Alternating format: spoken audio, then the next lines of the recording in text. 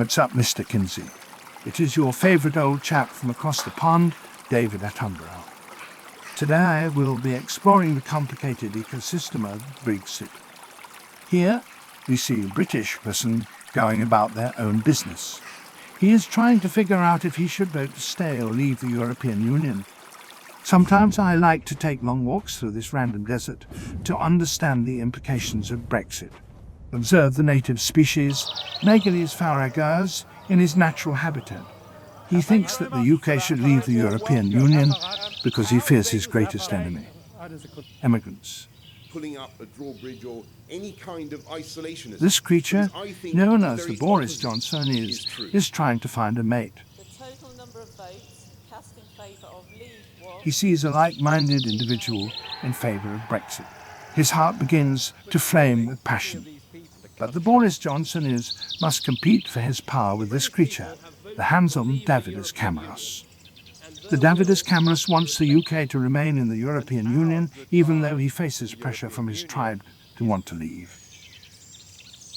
The people of the United Kingdom are split on the subject. About half of them want to stay, and the other half want to leave. The ones that want to leave believe that the European Union threatens their sovereignty. The others, who want to remain, believe that leaving the European Union would lead to an economic recession. I suspect that the strong urge to leave from the Megalys farragosa supporters stems from a sense of racism. Here are some nicely dressed chaps who have probably never worked a day in their life. The Boris Johnson voices his concerns that the UK sends too much money to Brussels. He would rather spend that money on the National Health Service. Old Boris really knocked that little scallywag over, so maybe he does need the National Health Service. From a secret lookout, I spotted old Boris fumbling with his umbrella.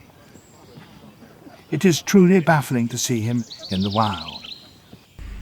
Whatever way the issue of Brexit is resolved, one thing is for certain. The people of the United Kingdom will soldier on. Although their economy might end up in shambles, hopefully their tourist industry, where other people come to marvel at the English species, will help keep the UK afloat. See you next time, and as always, I'm David Attenborough.